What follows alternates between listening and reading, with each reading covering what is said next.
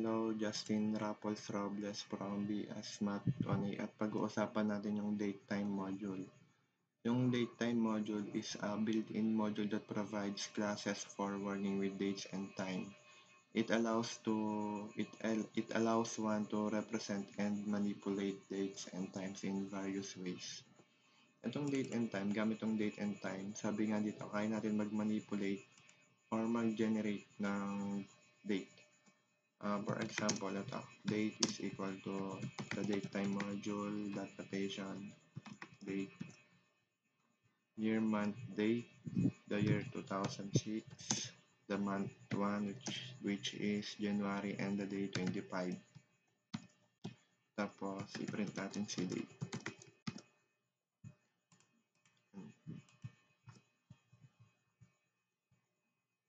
Ayan, 2006-125. Tapos, pwede rin natin i-generate yung system date, yung date na nasa laptop natin ito. Kunwari, today equals datetime dot today. Dot today ba? Hindi pala, date din. Date dot, yan, dot today. I-print natin si today.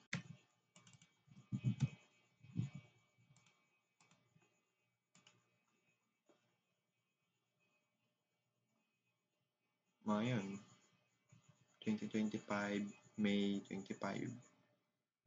Tama naman. Tapos, katulad ng date function, ng date classes, pwede rin natin i-generate yung time. Time is equal to datetime dot time hour, minute, second. Kunwari 12 hours, minute, 30 seconds din. I-print natin si time.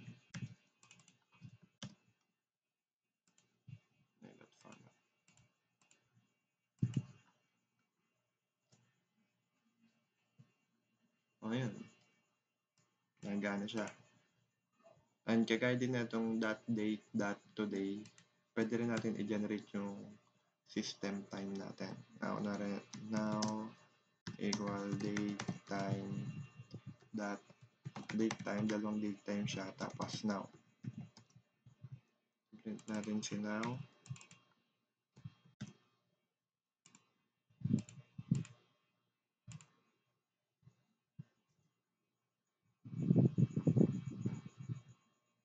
Ayan.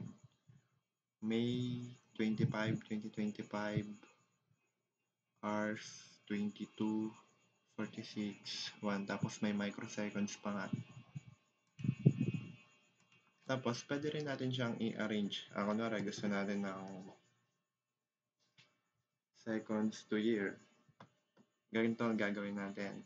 Now is equal to now dot string time. String, tapos f time. Tapos, gusto natin nasa loob siya ng string. Tapos, gagamit tayo ng operator, which is the percentage operator, yung ating specifier. For second, capital S. For minutes, capital M. For hours, capital H. For the date, small letter D. Sa months, maliit na M. And sa year ay malaking Y. Tapos, i-print natin si na.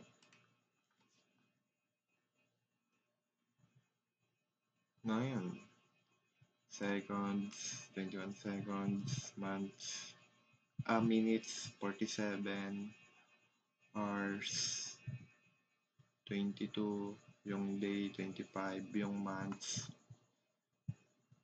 May, which is 5, tapos yung year, 2025. Para maganda siyang tingnan, pwede natin lagyan ng, separator. Kunwari, itong second, month, hours. Since oras siya, pwede natin lagyan ng colon. Tapos itong date, month, year, slash na lang ilagay natin. Try natin i-run. Ngayon, mas maganda na siya tingnan, di ba? Tapos, try natin mag-exercise. Kunwari, taon ng BD mo equal input. Anong taon next BD mo?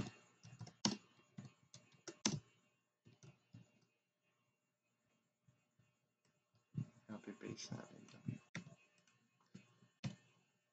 Tapos, petsa naman.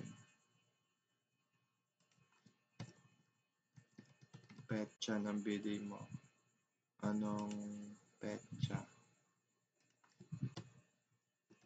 Anong petsa ka pinanganak?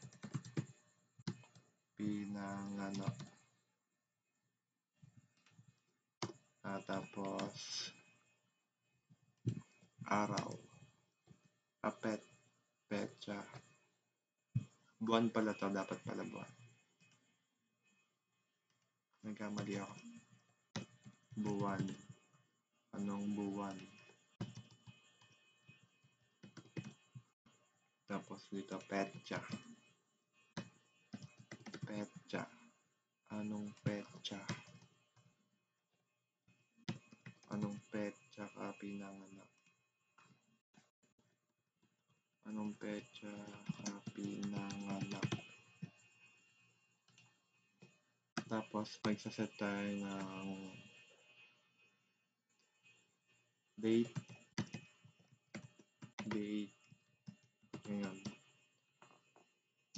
ay equal sa date time dot now. Tapos, B-day mo equal to date time dot date. Year. Taon ng B-day mo. Pwede natin yan ilagay. Tapos, buwan ng B-day mo.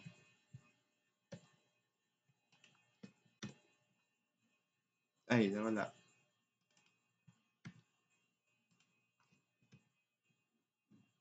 Tapos, ito rin.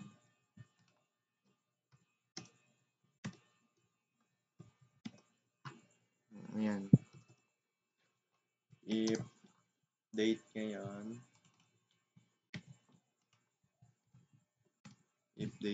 is greater than B-day mo,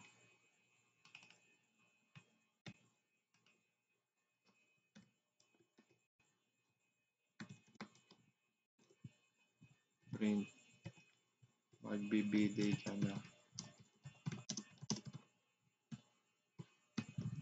Tama ba? Date ngayon.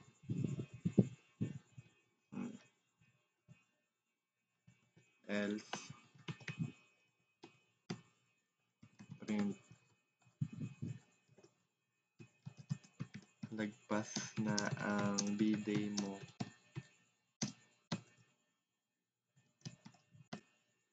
Isa pa. Happy B-day late. Try natin i-run.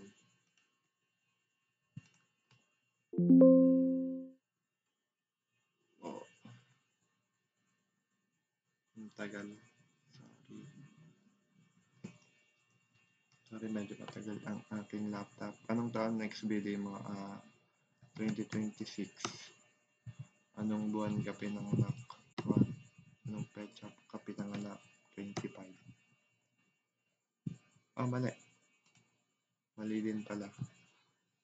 Date time. Anong mali kaya dito? Dapat ito date time din. Date time. Try natin. Anong taon next BD mo? 2026. Anong buwan ka pinanganak? 1. Anong petsa ka pinanganak? 25. Lagpas na ang birthday mo. Happy birthday late. Tapos, try ulit natin i-run. Run module. Kunwari, anong taon next birthday mo? Kunwari, 2025. Anong buwan ka pinanganak? 1. Tapos, petsa pinanganak 25. Magbi-birthday ka na. Ayun lang. Ayun lang naman, basics ng date time module app. And thank you for watching and thank you for listening.